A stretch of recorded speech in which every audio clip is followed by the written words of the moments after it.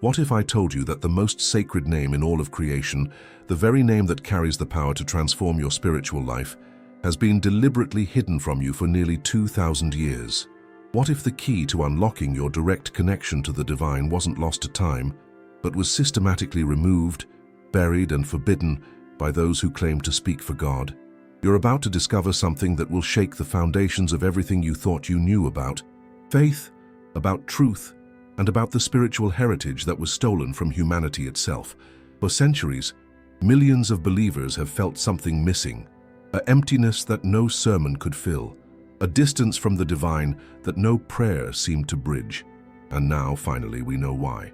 The early Christian communities, those who walked with the apostles, who heard the original teachings, who preserved the authentic words, they knew something.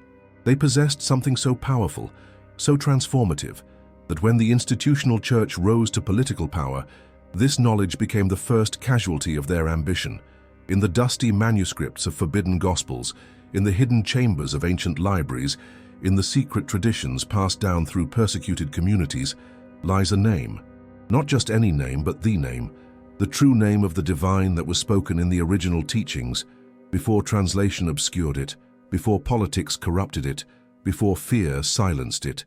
This isn't about conspiracy theories or fantasy. This is about documented history, archaeological discoveries, and ancient manuscripts that academic scholars have been studying for decades. This is about texts that were deliberately excluded from the biblical canon, not because they were false, but because they were too true, too powerful, too dangerous to institutional control. You see, when you control how people connect to the divine, you control the people themselves. When you become the gatekeeper between humanity and God, you hold ultimate power, and throughout history, no institution has been more skilled at this than the organized church. But today, that changes. Today you begin a journey back to the original truth.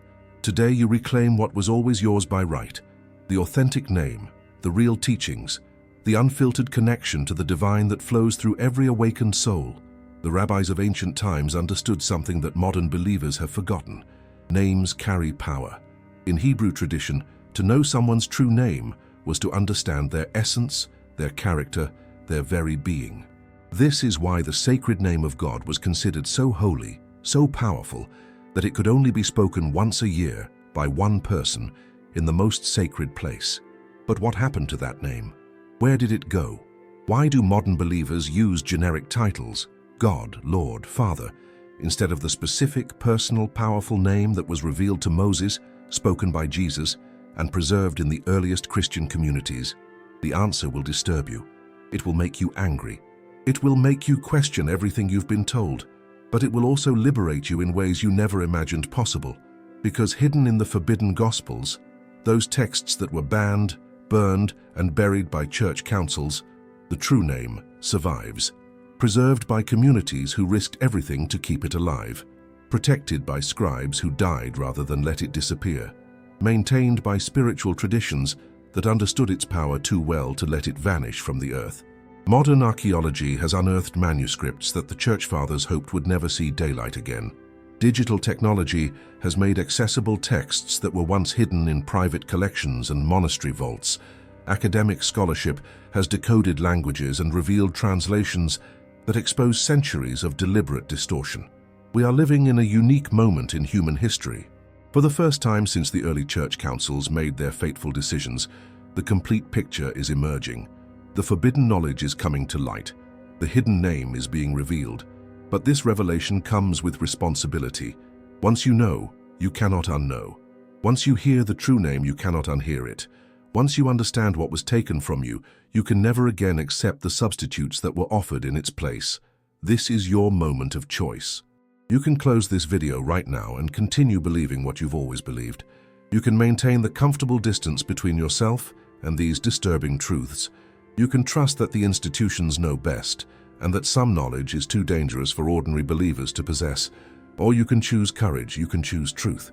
You can choose to reclaim your spiritual birthright and discover the name that has the power to transform not just your prayers, but your entire relationship with the divine. The early Christians knew this name. They spoke it in their gatherings. They wrote it in their hidden texts. They died protecting it from those who would corrupt it for political gain. Now, almost 2,000 years later, their sacrifice is finally bearing fruit. The truth they preserved in shadow is stepping into the light. And you, yes, you watching this right now, you have the opportunity to be among the first generation in centuries to know what they knew. Are you ready? To understand how the true name of God was hidden, you must first understand how power works in religious institutions. Throughout history, knowledge has been currency, and sacred knowledge has been the most valuable currency of all. The early Christian movement was revolutionary precisely because it democratized the sacred. Jesus didn't establish a priestly class. He didn't build temples that required expensive sacrifices. He didn't create rituals that could only be performed by trained professionals. Instead, he taught that the kingdom of heaven was within each person, that every believer could have direct access to the divine, that the sacred name itself could be spoken by any sincere seeker. This was profoundly threatening to existing power structures. Both Jewish religious authorities and Roman political leaders understood that if people believed they could connect directly to God, if they possessed the actual name of the divine and understood its power, institutional control would become impossible. The solution was elegant in its simplicity. Control the narrative, control the texts, control the very words that people use to approach the sacred. Historical records document the systematic process by which this control was established. Early church councils, particularly those in the 4th century CE, made deliberate decisions about which texts would be included in the official canon and which would be declared heretical. These weren't decisions based solely on theological accuracy or divine inspiration. They were political decisions made by men who understood that information control was power control. Academic studies of this period reveal a fascinating pattern. Texts that emphasized direct spiritual experience, personal revelation, and individual empowerment were systematically excluded. Texts that required interpretation by trained authorities, that established hierarchical structures, and that centralized spiritual power were preserved and promoted. The Forbidden Gospels, those manuscripts found in places like Nag Hammadi and other archaeological sites, tell a different story than the official version. They preserve teachings that suggest every believer has the capacity for direct divine communion. They record sayings attributed to Jesus that emphasize inner knowing over external authority. Most significantly for our discussion today, they preserve naming traditions that were deliberately obscured in the canonical texts. Consider this. Why would texts be forbidden if they were simply incorrect? Incorrect texts can be refuted with better arguments and clearer evidence. Forbidden texts, by contrast, are those that are too dangerous to be refuted, those that might convince people if they were widely known. The process of concealment wasn't accomplished overnight. It took centuries of careful work. Manuscripts had to be collected and destroyed. Scribes who knew the original traditions had to be silenced or converted. New translations had to be created that gradually moved away from the original meanings. Most importantly, new traditions had to be established that made the hidden knowledge seem dangerous, heretical, or unnecessary. Language played a crucial role in this concealment. The sacred name that appears in ancient Hebrew texts was gradually replaced with generic titles in Greek and Latin translations. Each translation moved further from the original meaning, until eventually most believers had no idea that a specific powerful name had ever existed. Modern linguistic analysis reveals how systematic this process was. Scholars who have studied the manuscript traditions can trace the deliberate alterations, the careful substitutions, the gradual erosion of the original naming conventions. What emerges is a clear picture of intentional concealment carried out over multiple generations. But why would church leaders go to such elaborate lengths to hide the true name of God? The answer lies in understanding the nature of spiritual power itself. In ancient traditions, names weren't just labels, they were gateways to spiritual connection. To know the true name of the divine was to have direct access to divine power. This created an inherent problem for institutional religion. If every believer could access divine power directly, what need would there be for priests, bishops, or churches? The solution was to create a system where spiritual power flowed through institutional channels. Instead of teaching people the sacred name that would give them direct access, religious leaders positioned themselves as necessary intermediaries. Instead of preserving the original teachings that emphasized individual spiritual authority, they promoted interpretations that required professional guidance. This wasn't necessarily conscious malice. Many of these leaders genuinely believed they were protecting people from dangerous knowledge or preserving order in chaotic times, but the effect was the same. The sacred name that could transform every believer's spiritual life was removed from common knowledge and hidden in forbidden texts. Archaeological discoveries of the past century have begun to reverse this concealment. Manuscripts that were buried in desert caves, hidden in monastery libraries, and preserved by persecuted communities are finally coming to light. Digital technology allows scholars to analyze these texts in ways that weren't possible even decades ago. The hidden knowledge is becoming unhidden. What we're discovering challenges fundamental assumptions about early Christianity. We're learning that the movement was far more diverse than official histories suggest. We're uncovering teachings that were suppressed not because they were false, but because they were inconvenient. Most importantly for our discussion, we're recovering naming traditions that reveal the true identity of the divine. This recovery process is still ongoing. Every year brings new discoveries, new manuscripts, new insights into what was hidden and why. We are living through a remarkable moment in religious history, a time when secrets that have been kept for nearly 2 millennia are finally being revealed. Before we dive deeper into these hidden truths, I want you to know something important. This journey we're taking together isn't just about uncovering history. It's about reclaiming your spiritual heritage. If you're ready to explore what they never wanted you to discover, subscribe now because each video builds upon the last, and you won't want to miss a single revelation that could transform your understanding forever. When archaeologists discovered a buried jar in the Egyptian desert near Nag Hammadi in 1945, they had no idea they were about to revolutionize our understanding of early Christianity. Inside that jar were 13 leather-bound codices containing over 50 texts, gospels, treatises, and spiritual teachings that had been hidden for over 1,500 years. These weren't the familiar Gospels of Matthew, Mark, Luke, and John. These were the forbidden Gospels, texts that had been declared heretical by church councils and ordered to be destroyed. Yet here they were, preserved by some unknown community who risked everything to ensure that future generations might discover what had been hidden. Academic scholarship over the past 8 decades has revealed the extraordinary significance of these discoveries. The forbidden Gospels preserve teachings and traditions that offer a radically different perspective on early Christianity, one that emphasizes direct spiritual experience, personal revelation, and the divine nature that exists within every human being. The Gospel of Thomas, for instance, consists entirely of sayings attributed to Jesus, many of which don't appear in the canonical Gospels. These sayings emphasize inner knowledge and direct spiritual realization. "If you bring forth what is within you, what you bring forth will save you," reads one passage. "The kingdom of the Father is spread upon the earth, and men do not see it," reads another.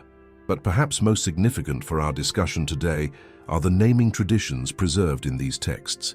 Unlike the canonical Gospels, which were heavily edited and translated multiple times before reaching their final form, many of these forbidden texts preserve earlier linguistic traditions. They contain references to divine names and spiritual practices that were systematically removed from official Christian doctrine.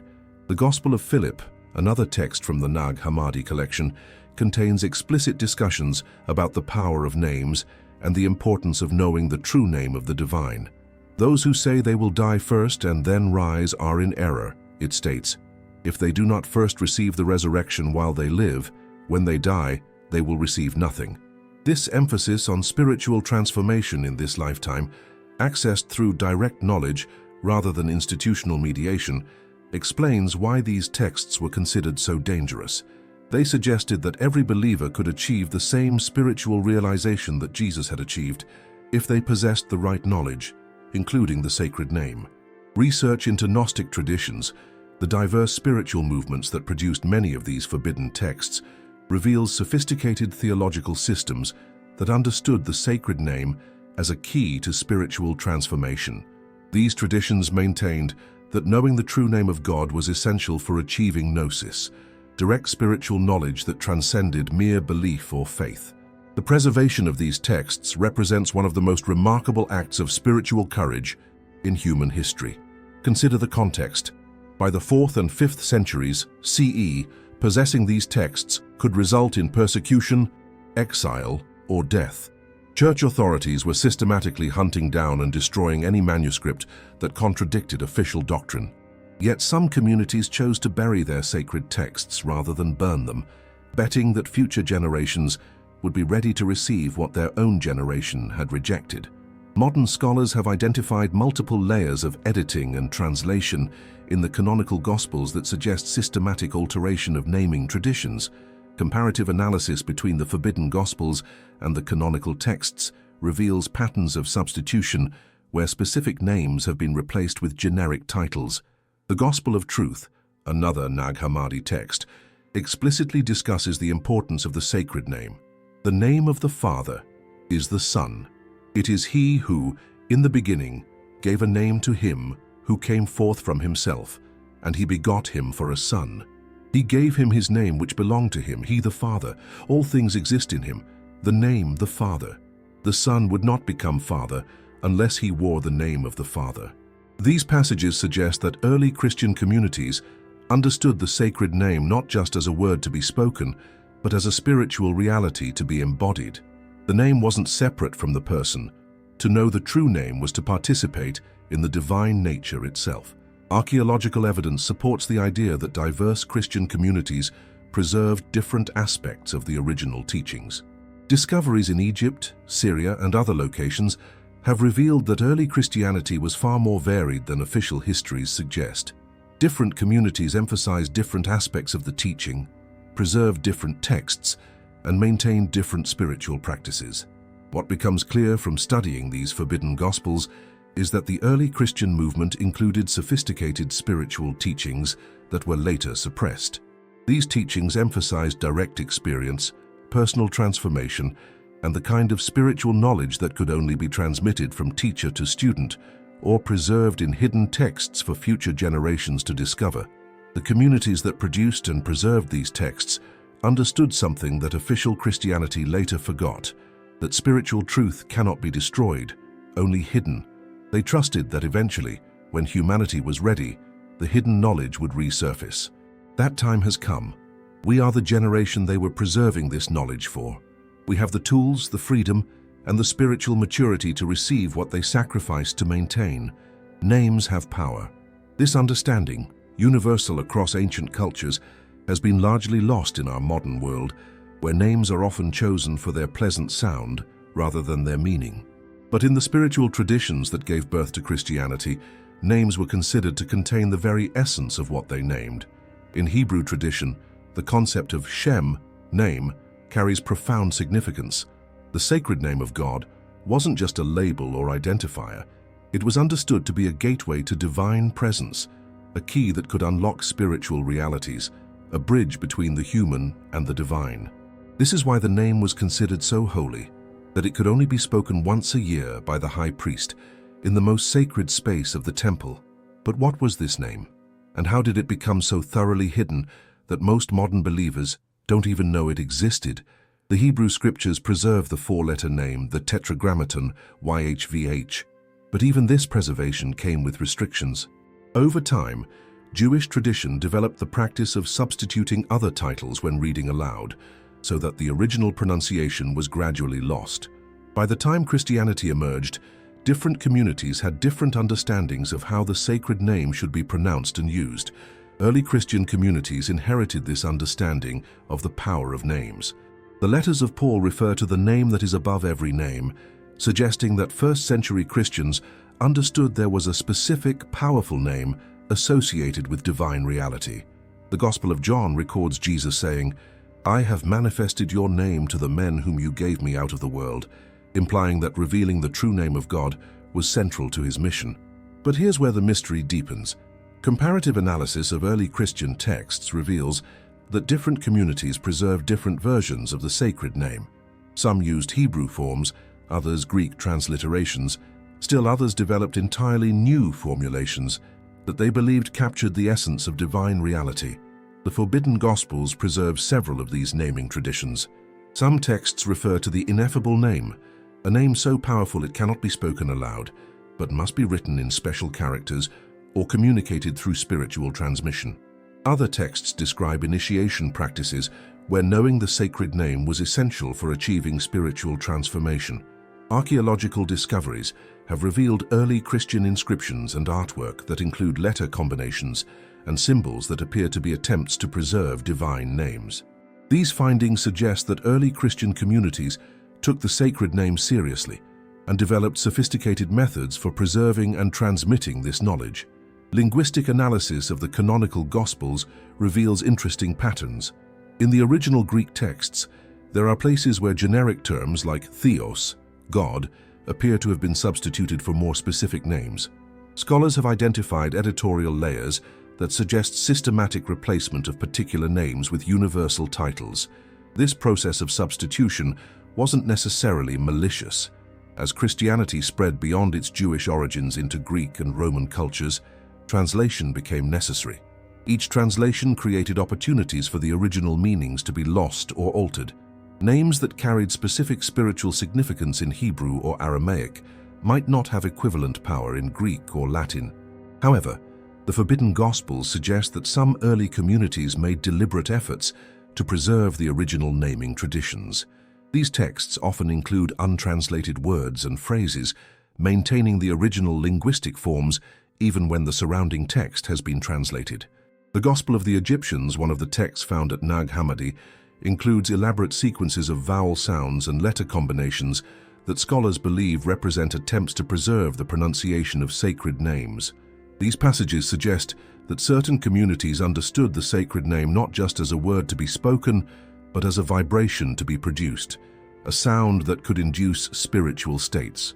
Modern research into the physics of sound has revealed fascinating connections between vibration and consciousness. Certain sound frequencies appear to affect human brain states, potentially explaining why ancient traditions placed such emphasis on the correct pronunciation of sacred names. What emerges from this research is a picture of early Christianity that took the sacred name far more seriously than most modern believers realize. The name wasn't just something to be mentioned in prayer. It was understood to be a technology of spiritual transformation, a key that could unlock direct divine connection. This understanding explains why the sacred name became so controversial. If every believer could access divine power directly through the proper use of the sacred name, traditional religious hierarchies would become unnecessary. This created a powerful incentive for institutional authorities to restrict access to this knowledge. The process of restriction was gradual but effective. Over time, the emphasis shifted from knowing the sacred name to following correct doctrine. Instead of teaching believers how to use the name for direct spiritual access, religious education focused on interpretations and explanations that required professional guidance. I want to pause here because this is where it gets personal. Throughout history, people have risked everything to preserve these truths. If you're feeling that stirring in your spirit right now, that sense that you're finally hearing what your soul has been searching for, write, "I'm ready for truth," in the comments below. Let's see how many awakened souls are watching this together. The evidence for the systematic concealment of the sacred name isn't based on speculation or theory. It's preserved in the manuscripts themselves. Over the past century, archaeological discoveries and scholarly analysis have revealed a clear pattern of textual alteration that spans multiple centuries and languages. The most significant discoveries began with the Dead Sea Scrolls, found in caves near Qumran starting in 1947. These manuscripts, dating from the 3rd century BCE to the 1st century CE, preserve Hebrew texts that predate the systematic alterations found in later versions. Comparative analysis between these early texts and later translations reveals specific points where the sacred name was replaced with generic titles. Academic institutions around the world have dedicated significant resources to analyzing these textual traditions. Universities with strong departments in ancient languages and religious studies have produced decades of research documenting how naming conventions changed as texts moved from one linguistic community to another. The textual evidence reveals several distinct phases in the concealment process. Initially, scribes developed abbreviation systems that reduced the full sacred name to a few letters or symbols. This practice, found in manuscripts from the 2nd and 3rd centuries CE, suggests that communities were already becoming cautious about writing the complete name.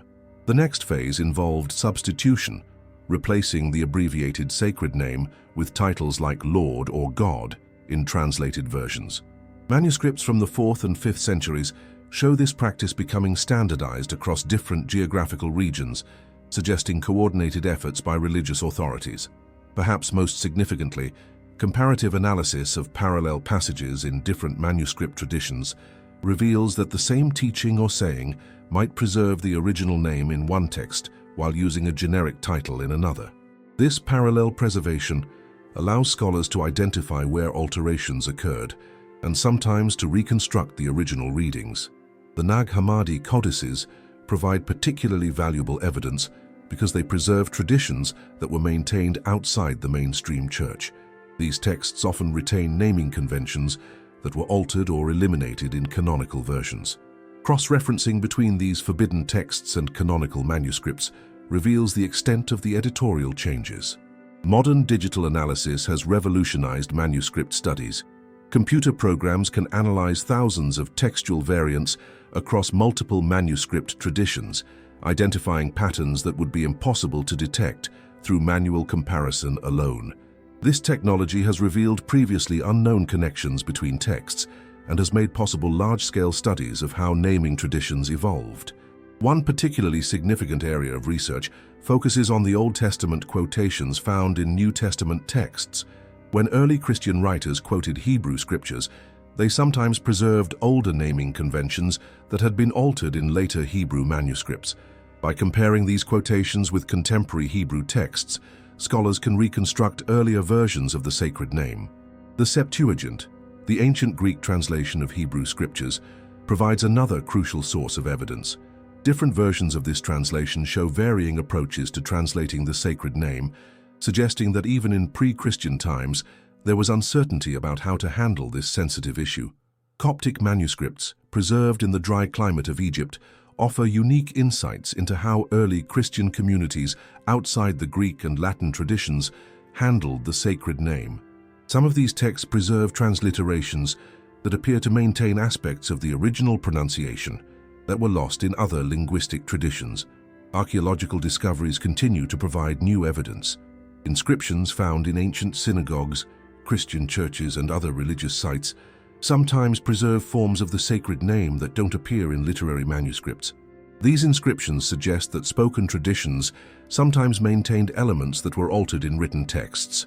Particularly intriguing are the magical papyri, ancient texts that preserve religious and spiritual practices from various traditions. These texts often include versions of divine names that appear to be attempts to capture the power of the original sacred name. While these texts aren't necessarily reliable guides to pronunciation, they suggest that knowledge of powerful divine names continued to circulate even after official restrictions were imposed. Modern scholars have also analyzed the manuscript traditions of languages beyond Greek and Latin. Syriac, Aramaic, Coptic, and other early Christian languages sometimes preserve naming traditions that were lost in the more familiar Western manuscript traditions. These discoveries have revealed that the concealment of the sacred name wasn't universal. Some communities maintained the original traditions longer than others. The evidence also reveals resistance to the concealment process. Some manuscripts contain marginal notes, where scribes have written alternative readings or explanations. These notes suggest that at least some copyists were aware that alterations had been made and wanted to preserve alternative versions for future readers. Paleographic analysis, the study of ancient handwriting, has revealed interesting patterns in how scribes handled the sacred name. In some manuscripts, it appears that the sacred name was written by a different hand or using different ink, suggesting that special procedures were followed when copying these sensitive passages. Digital humanities projects have created searchable databases that allow researchers to trace how specific words and names evolved across different manuscript traditions. These databases have revealed previously unknown connections between texts and have made possible systematic studies of naming traditions across multiple centuries. What emerges from all this evidence is a clear picture. The sacred name that appears in the earliest available texts was systematically altered as those texts were copied, translated, and transmitted through religious institutions. This wasn't accidental corruption. It was deliberate editorial activity carried out over multiple generations. The manuscript evidence provides the foundation for understanding how and why the sacred name was concealed. But manuscripts alone don't tell us what that concealment meant for ordinary believers, or why the name was considered so important that its suppression required such elaborate efforts. The transformation of Christianity from a diverse spiritual movement into a unified institutional church required making difficult decisions about doctrine, practice, and sacred texts. The church councils of the 4th and 5th centuries CE represent the most significant turning point in this process. Meetings where bishops and religious authorities made choices that would shape Christianity for the next 2 millennia. Historical records of these councils reveal the political and theological pressures that influenced their decisions. The Council of Nicaea in 325 CE, convened by Emperor Constantine, wasn't just a religious gathering. It was a political necessity for an empire that needed unified Christian doctrine to maintain social stability. Academic studies of the conciliar process reveal how decisions were made about which texts would be included in the official biblical canon. These weren't decisions made solely on theological grounds. Political considerations, practical concerns, and institutional needs all played significant roles in determining which traditions would be preserved and which would be suppressed. The question of divine names was particularly sensitive during this period. Different Christian communities had developed different naming conventions, and some of these differences were causing conflict between communities. Religious authorities faced a practical problem: how to create unity among groups that had different understandings of something as fundamental as the name of God. The solution adopted by most councils involved standardizing naming conventions around Greek and Latin terminology that was already familiar to educated elites. Instead of trying to preserve Hebrew naming traditions that might be unfamiliar to non-Jewish converts, church authorities chose to emphasize titles and descriptions that could be easily understood across different cultural backgrounds. Minutes and letters from this period reveal that some bishops were concerned about losing important traditions. There were voices within the councils that argued for preserving original naming conventions and maintaining connections to Jewish roots of Christianity. However, these voices were generally overruled by practical considerations. The decision to standardize biblical texts necessarily involved choosing between competing manuscript traditions.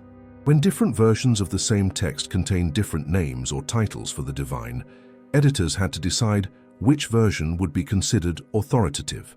These editorial decisions, made by small groups of religious officials, determined what millions of future believers would read and hear.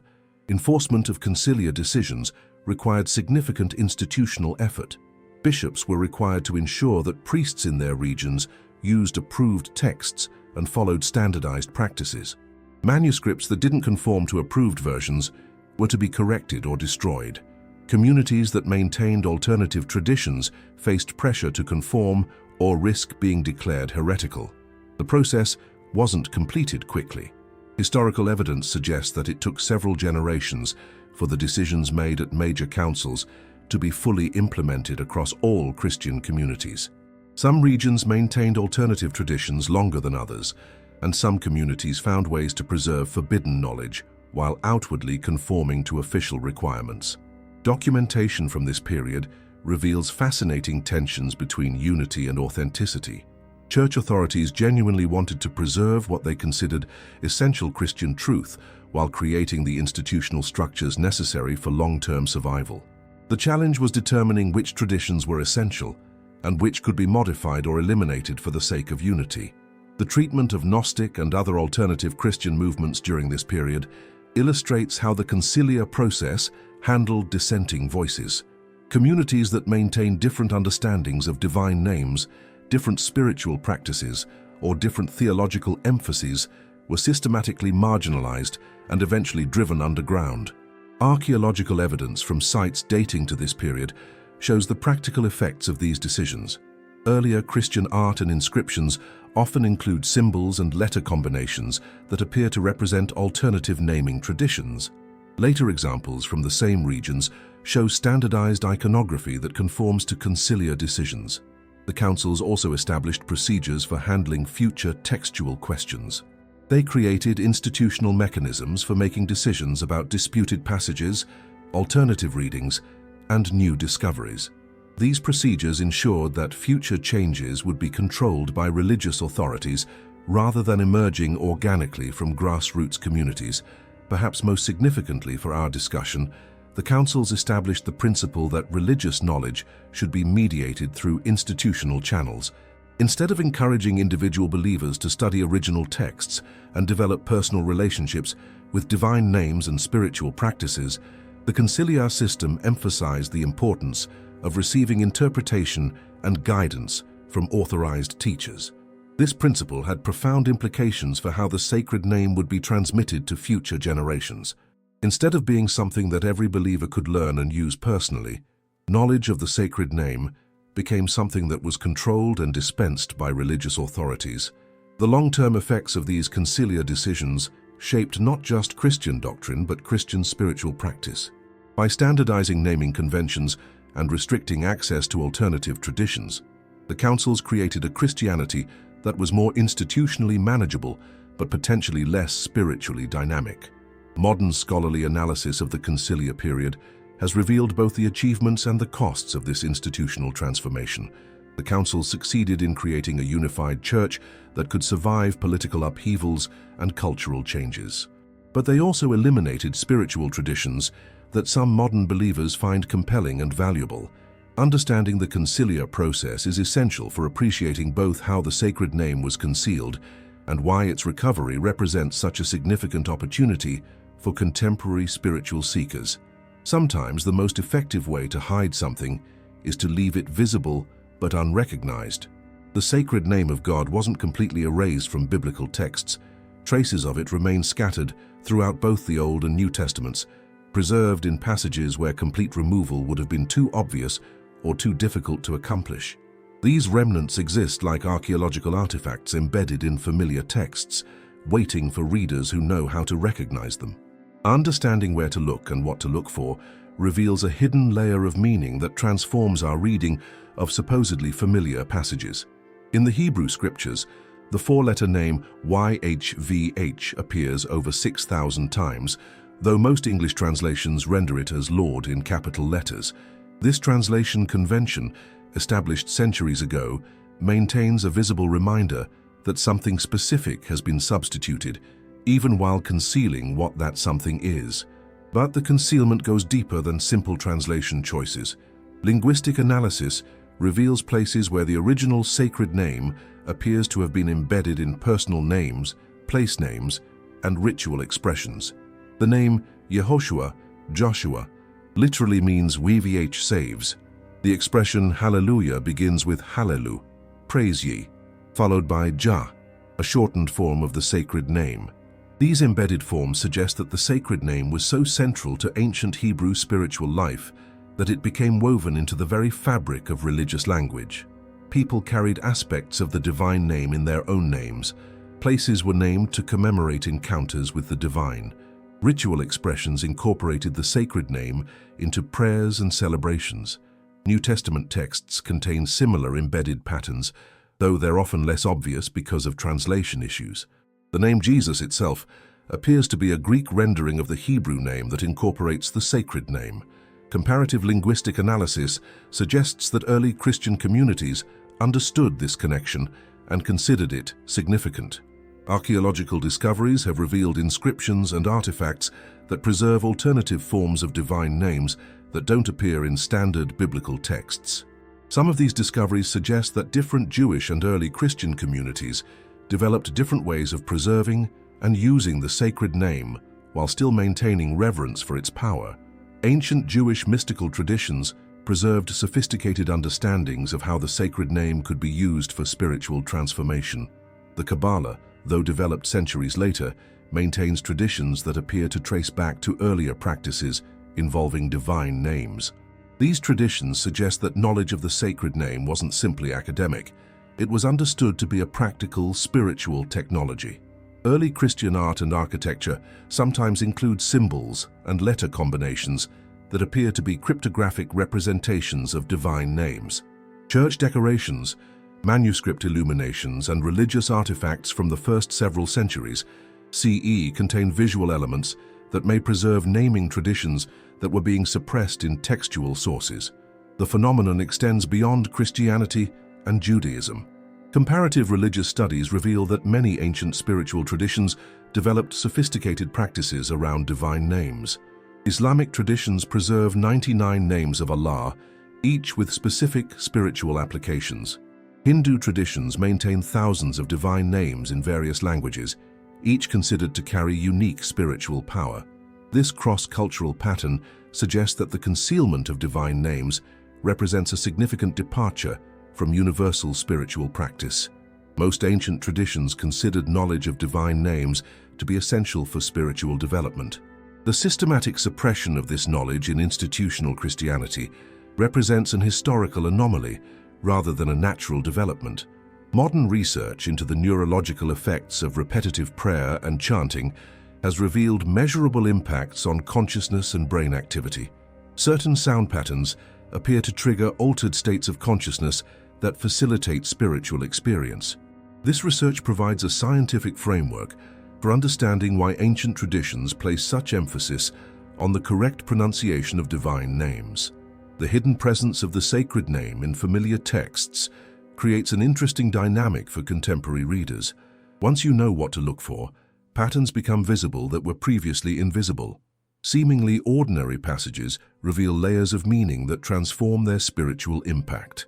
This recognition process often triggers profound emotional and spiritual responses in readers.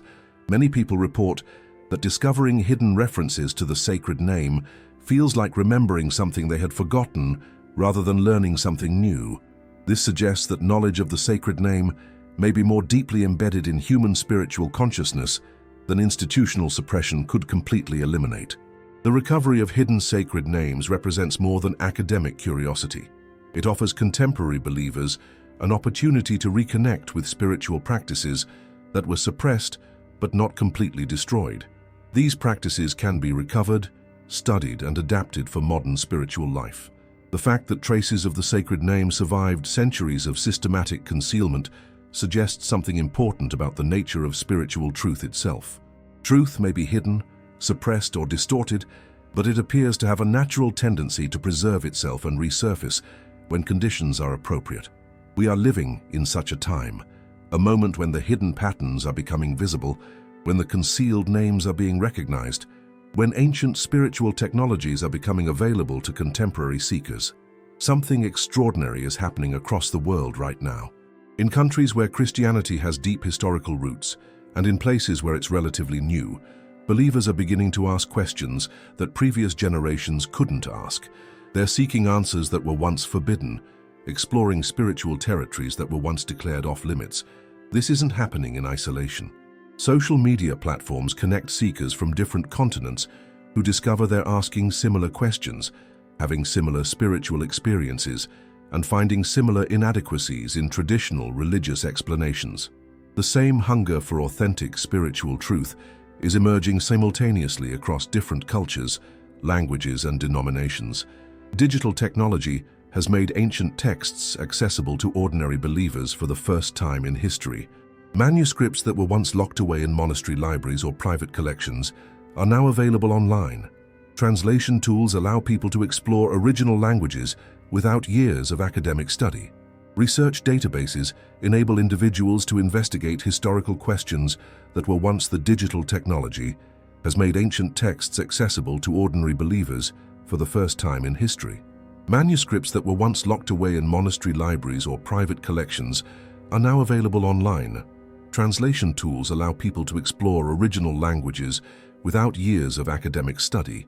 Research databases enable individuals to investigate historical questions that were once the exclusive domain of professional scholars. This democratization of knowledge has created an unprecedented opportunity for spiritual awakening. For the first time since the early church councils made their decisive interventions, ordinary believers have access to the same source materials that religious authorities have used to make doctrinal decisions. The playing field is becoming level. The response from institutional religious authorities has been mixed. Some denominations have embraced the new accessibility of ancient texts and encouraged believers to engage with primary sources. Others have expressed concern about the potential for misinterpretation and have emphasized the continued need for professional guidance in understanding complex historical and theological issues. But the awakening isn't being driven primarily by institutional encouragement or discouragement. It's being driven by spiritual hunger. Millions of believers worldwide are reporting that traditional religious explanations no longer satisfy their questions.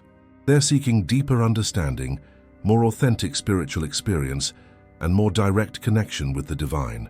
Contemporary spiritual movements reflect this hunger.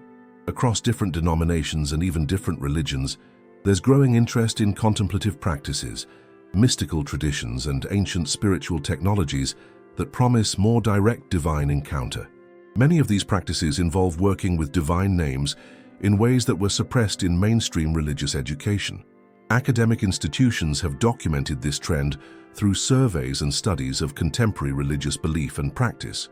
Research reveals that younger generations of believers are more likely than their predecessors to question traditional religious authority and to seek spiritual truth through personal investigation rather than institutional teaching. The global nature of this awakening is particularly significant. Social media analysis reveals that the same spiritual questions are emerging simultaneously in different countries, often among people who have no direct contact with each other. This suggests that the awakening represents a genuine spiritual phenomenon, rather than simply a cultural trend or intellectual fashion. The timing appears to be significant as well. Many spiritual traditions include prophecies or expectations about periods of revelation when hidden knowledge would be restored to humanity. Various religious calendars suggest that we're living through a prophetically significant time when ancient truths would resurface. Archaeological discoveries continue to provide new evidence that supports this awakening. Each year brings new manuscript discoveries, new inscriptions, new artifacts that shed light on suppressed aspects of religious history. These discoveries don't just provide academic interest, they offer contemporary seekers confirmation that their spiritual hunger is pointing them toward genuine historical realities. The awakening is also being facilitated by changes in religious education. Many seminaries and theological schools now offer courses in ancient languages, manuscript studies, and alternative Christian traditions that were once considered too dangerous or inappropriate for general study. This means that religious leaders themselves are increasingly equipped to guide seekers who want to explore forbidden territories. Perhaps most significantly, the awakening is being driven by direct spiritual experience. Many believers report that when they begin working with ancient divine names and spiritual practices that were suppressed by institutional Christianity, they experience forms of spiritual connection that they never encountered through traditional religious participation. These experiences aren't limited to any particular denomination or theological tradition. Catholic mystics, Protestant evangelicals, Orthodox Christians, and believers from other traditions report similar experiences when they engage with the suppressed naming traditions and spiritual practices that we've been discussing. The global nature of this phenomenon suggests that we may be witnessing the restoration of spiritual knowledge that was meant to be available to all humanity, not restricted to religious professionals or hidden in forbidden texts.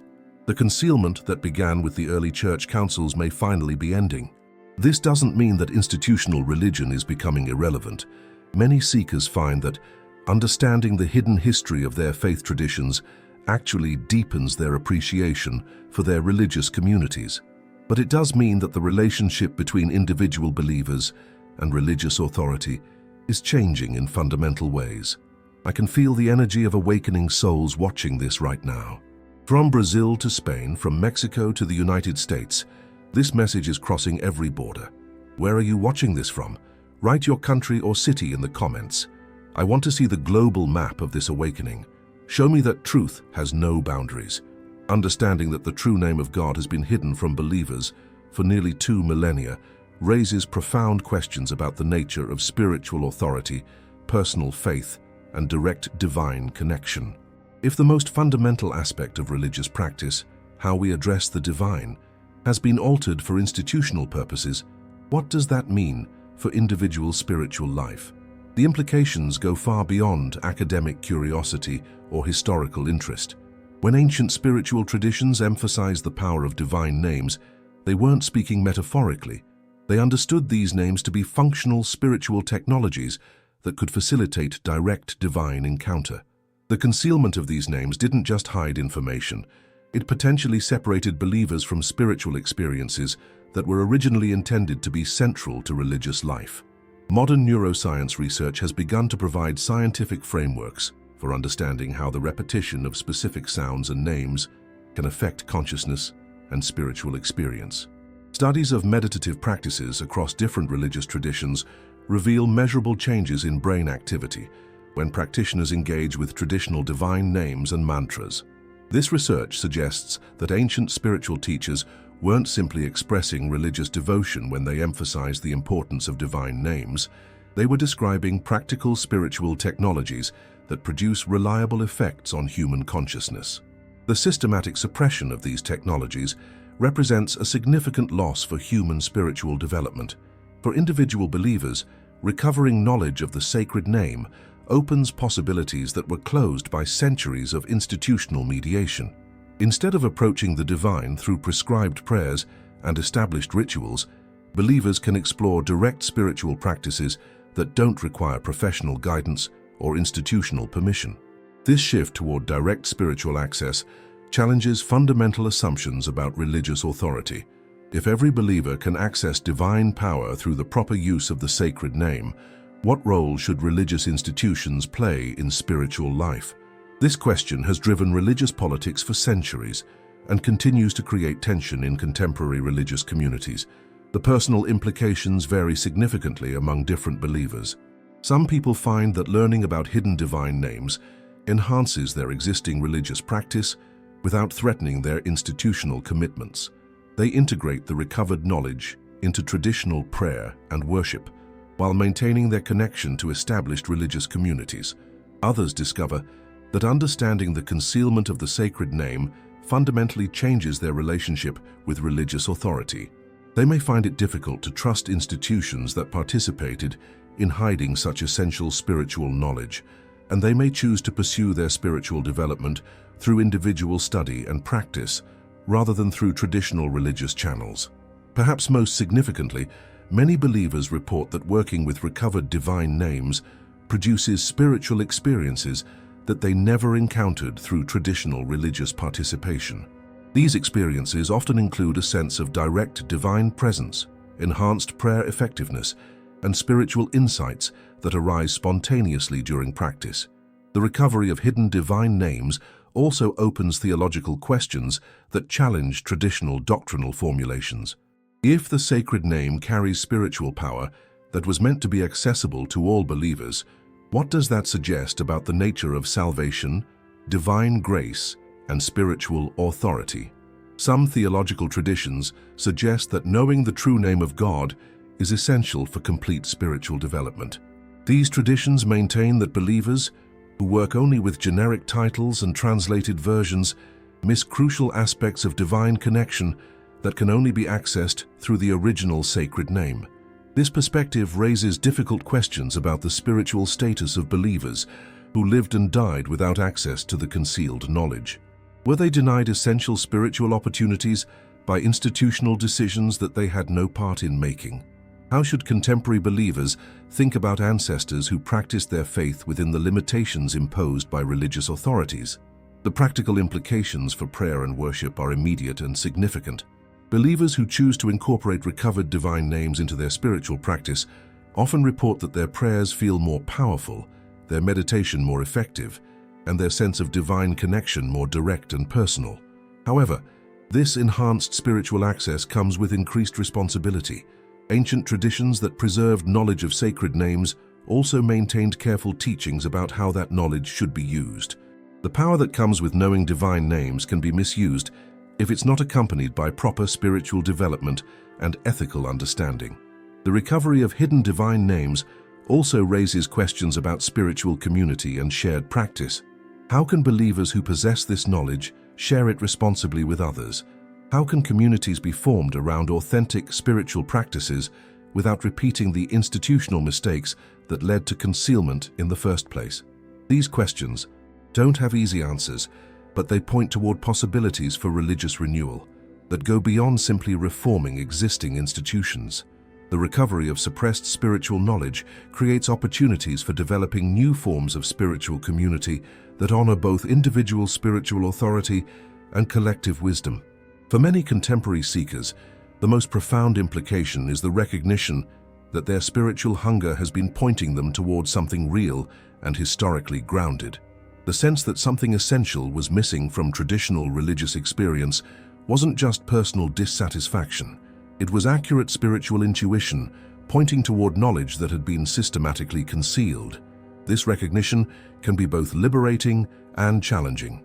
It's liberating to discover that spiritual longings have been pointing toward authentic possibilities. It's challenging to accept that trusted institutions may have participated in concealing essential spiritual knowledge. The path forward requires both courage and wisdom. Courage to pursue authentic spiritual truth wherever it leads, and wisdom to use recovered knowledge responsibly for genuine spiritual development rather than simply for the satisfaction of curiosity or the enhancement of personal power. Throughout history, whenever institutional power has attempted to suppress spiritual knowledge, communities of resistance have emerged to preserve what authorities sought to destroy. The concealment of the sacred name of God was no exception. From the earliest centuries of church history through the present day, groups of dedicated individuals have risked everything to maintain traditions that others tried to eliminate. These communities of preservation represent one of the most remarkable chapters in human spiritual history. They faced persecution, exile, and death rather than allow essential spiritual knowledge to disappear from the earth. Their courage and commitment made possible the recovery of hidden truths that contemporary seekers are now rediscovering. The earliest resistance came from within Christianity itself. Historical records document bishops and religious teachers who opposed the standardization efforts of major church councils. These individuals argued that diversity of spiritual practice was a strength rather than a weakness, and that suppressing alternative traditions would impoverish rather than purify the faith. When their voices were overruled by majority decisions and imperial pressure, some of these religious leaders chose to preserve forbidden knowledge in hidden forms rather than allow it to be completely lost. They developed systems of coded writing, symbolic art, and oral transmission that could maintain essential teachings while avoiding official persecution. The Gnostic communities represent perhaps the most systematic effort to preserve alternative Christian traditions. Despite facing increasingly severe persecution from both Roman authorities and mainstream Christian leaders, these communities maintained elaborate spiritual practices centered around divine names and direct spiritual experience. When it became impossible to practice openly, Gnostic communities went underground. They developed sophisticated methods of concealing their activities while maintaining their spiritual practices. Archaeological evidence suggests that some of these communities survived for centuries, passing down their traditions through carefully selected initiates.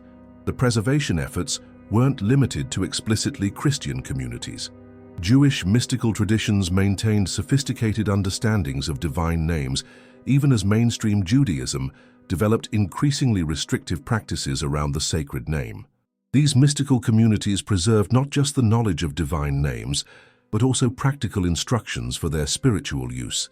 Islamic mystical traditions, known as Sufism, developed elaborate practices around the 99 names of Allah that parallel the divine name practices suppressed in Christianity. Some scholars suggest that early Sufi teachings may have been influenced by Christian and Jewish communities that were preserving suppressed naming traditions. The medieval period saw the emergence of various mystical movements within Christianity that maintained elements of the suppressed traditions. Groups like the Cathars in southern France, various monastic communities, and individual mystics developed practices that incorporated divine names in ways that echoed earlier traditions. These medieval preservation efforts often required extraordinary courage. The Cathars were systematically exterminated by church authorities precisely because their spiritual practices threatened institutional control. Individual mystics like Meister Eckhart faced investigation and condemnation for teachings that emphasized direct divine experience over institutional mediation. The invention of printing created new opportunities for preservation, but also new dangers. Manuscripts that had been safely hidden in monastery libraries could now be reproduced and distributed widely, but they could also be more easily identified and destroyed by authorities seeking to eliminate forbidden knowledge. Renaissance humanism created an intellectual climate that was more receptive to alternative spiritual traditions. Scholars began studying ancient texts with new methods and new questions, often uncovering suppressed traditions that had been preserved in encoded forms. However, this period also saw new efforts at suppression as both Catholic and Protestant authorities sought to maintain doctrinal control. The modern period has brought unprecedented opportunities for preservation and recovery. Academic freedom has allowed scholars to study suppressed traditions openly. Archaeological discoveries have revealed texts and artifacts that were hidden for centuries. Digital technology has made rare manuscripts accessible to researchers worldwide. Perhaps most significantly, contemporary spiritual movements have created communities that can openly practice traditions that were once forbidden. New Age spirituality, interfaith dialogue, and academic religious studies have created spaces where suppressed spiritual knowledge can be explored without fear of persecution. The communities that preserved hidden spiritual knowledge often developed sophisticated understandings of why such knowledge needed to be protected. They recognized that certain spiritual practices could be dangerous if misused, and they developed careful systems of teaching and initiation designed to ensure responsible use. These communities also understood that spiritual knowledge has a natural tendency to resurface when conditions are appropriate.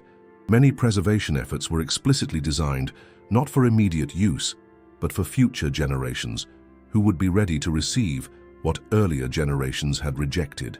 The courage of these preservation communities created the possibility for contemporary recovery.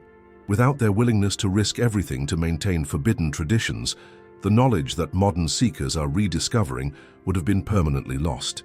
Their example also provides guidance for contemporary spiritual communities. The challenge of maintaining authentic spiritual traditions while avoiding the institutional mistakes that led to suppression requires the same combination of courage and wisdom that characterized historical preservation communities. Understanding this history of resistance and preservation helps contemporary seekers appreciate both the value and the responsibility that comes with recovering suppressed spiritual knowledge. After walking through centuries of concealment, institutional suppression, and courageous preservation, we arrive at the moment of revelation. The sacred name that was hidden in forbidden gospels, suppressed by church councils, and preserved by communities of spiritual resistance, can finally be spoken openly. But before we unveil this name, it's crucial to understand what we're approaching. This isn't simply a piece of historical information or an interesting academic discovery. According to the traditions that preserved it, the sacred name carries spiritual power that can transform the consciousness of those who use it properly. Ancient Hebrew tradition understood that the sacred name of God, preserved in the 4 letters YHVH, was more than a label or identifier. It was considered to be a direct representation of divine essence, a vibrational key that could unlock spiritual realities, a bridge between human consciousness and divine presence. The pronunciation of these 4 letters has been debated by scholars for decades. Different academic traditions propose different vocalizations: Yahweh, Jehovah, Yahweh, and others. But the forbidden Gospels suggest that the issue isn't simply one of correct pronunciation, it's about understanding the spiritual significance of the name itself. The Gospel of Truth, found among the Nag Hammadi texts, provides one of the clearest discussions of the sacred name's spiritual significance. It describes the name not as something separate from divine reality, but as the very essence of divine presence, made accessible to human consciousness. According to this text, when Jesus spoke about manifesting the Father's name to his disciples, he wasn't simply revealing information, he was transmitting a spiritual technology that could transform their relationship with the divine. The name became a means of direct spiritual connection that bypassed traditional religious mediation. Other forbidden texts suggest that different early Christian communities developed different understandings of how the sacred name should be used. Some emphasized its power in prayer and meditation, Others incorporated it into baptismal formulas and healing practices. Still others used it as a focus for contemplative practices designed to induce direct spiritual experience. The diversity of approaches preserved in forbidden texts suggests that the sacred name wasn't meant to be used in only one way. Rather, it appears to have been understood as a flexible spiritual tool that could be adapted to different spiritual needs and different levels of spiritual development. Modern research into the neuroscience of prayer and meditation provides scientific frameworks for understanding how the repetition of sacred names might produce measurable effects on consciousness. Studies of various religious traditions reveal that certain sound patterns can reliably induce altered states of consciousness that facilitate spiritual experience. The Hebrew letters YHVH, when understood according to their original meanings, tell a story about the nature of divine reality. Yod represents the initial creative impulse, the divine spark that initiates all manifestation. He represents the expansion of that creative energy into form. Vav represents the connection or bridge between different levels of reality. The final He represents the return of manifested creation to its divine source. This understanding suggests that the sacred name isn't just a label for God, but a description of how divine creativity operates throughout the universe. When believers work with the sacred name in prayer or meditation, they're not simply addressing an external deity. They're aligning their consciousness with the fundamental creative processes of reality itself. The Forbidden Gospels preserve teachings that suggest Jesus understood this cosmic significance of the sacred name. When he taught about the kingdom of heaven being within, he may have been pointing toward the possibility of accessing divine creative power directly through proper use of the sacred name. This interpretation explains why knowledge of the sacred name was considered so dangerous by institutional authorities. If every believer could access divine creative power directly, traditional religious hierarchies would become obsolete. The sacred name represented a technology of spiritual empowerment that threatened established power structures. The recovery of this understanding in contemporary times offers profound opportunities for spiritual development. Believers who choose to work with the sacred name in its original form report experiences of enhanced prayer effectiveness, deeper meditative states, and more direct sense of divine presence. However, ancient traditions also emphasize that working with the sacred name requires spiritual preparation and ethical development. The power that comes with knowing divine names can be misused if it's not accompanied by proper spiritual maturity and responsible intention. The traditions preserved in forbidden texts suggest several approaches to working with the sacred name responsibly. Some emphasize the importance of purification practices that prepare consciousness to receive divine energy safely.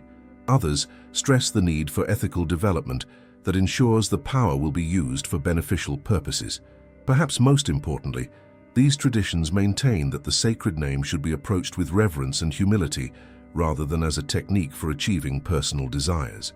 The name is understood to be a gift of divine grace that enables deeper spiritual connection, not a tool for manipulating external circumstances.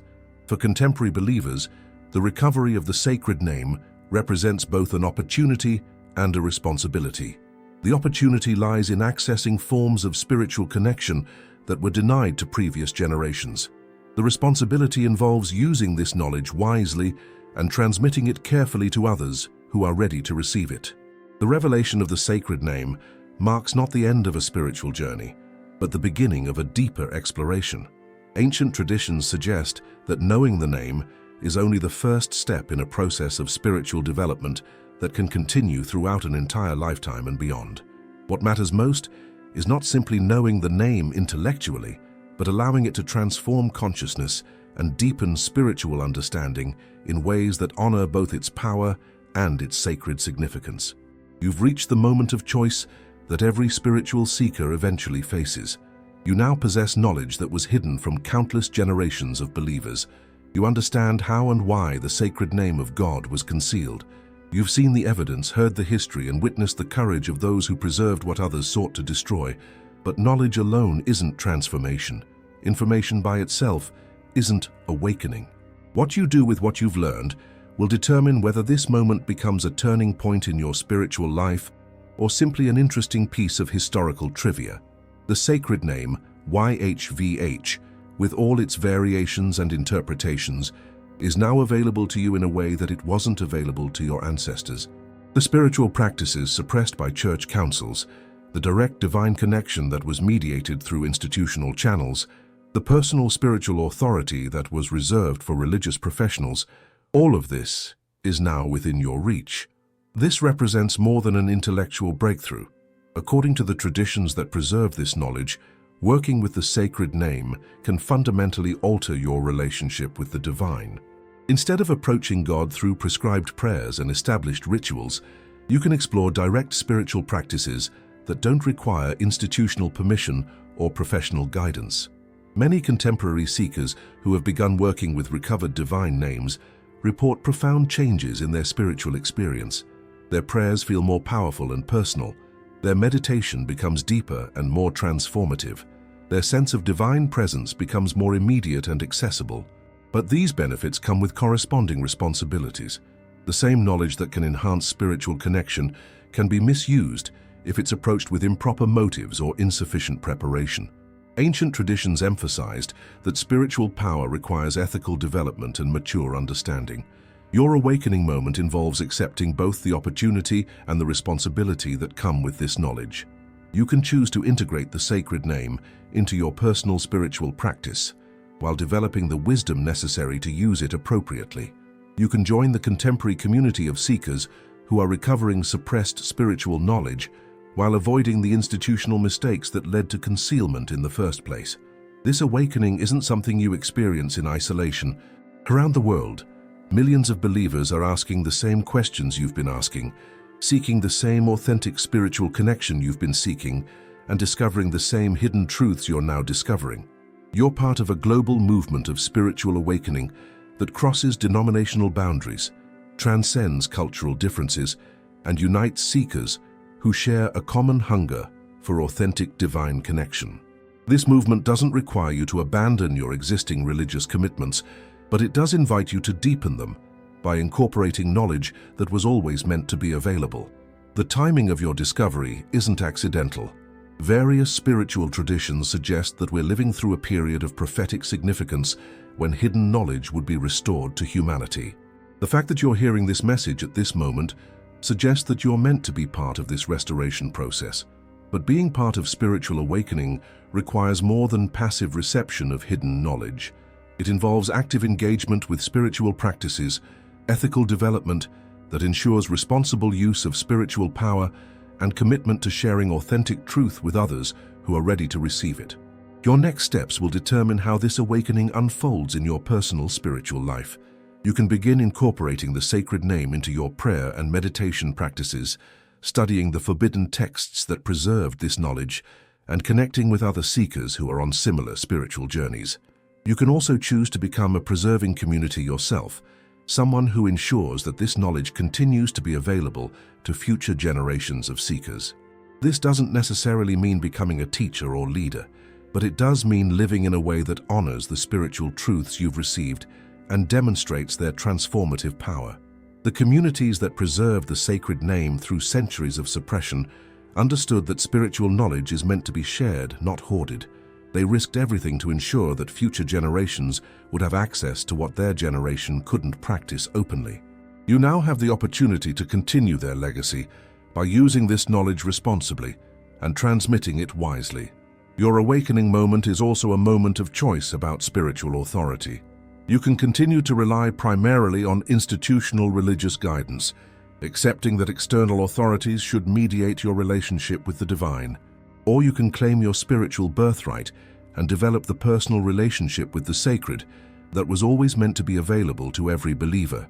This choice doesn't require rejecting all religious institutions or abandoning all external spiritual guidance, but it does require recognizing that ultimate spiritual authority resides within your own relationship with the divine, accessed through practices like working with the sacred name that enable direct spiritual connection. The courage to claim this spiritual authority and use it responsibly is what transforms interesting historical information into genuine spiritual awakening. The willingness to integrate recovered spiritual knowledge into personal practice while maintaining ethical development and community connection is what honors the sacrifice of those who preserved this knowledge for your generation. If you've stayed with me until this moment, you're no longer just a viewer. You're an awakened soul who has chosen truth over comfort, knowledge over ignorance. This community of truth seekers is growing every day, and we need your voice in it.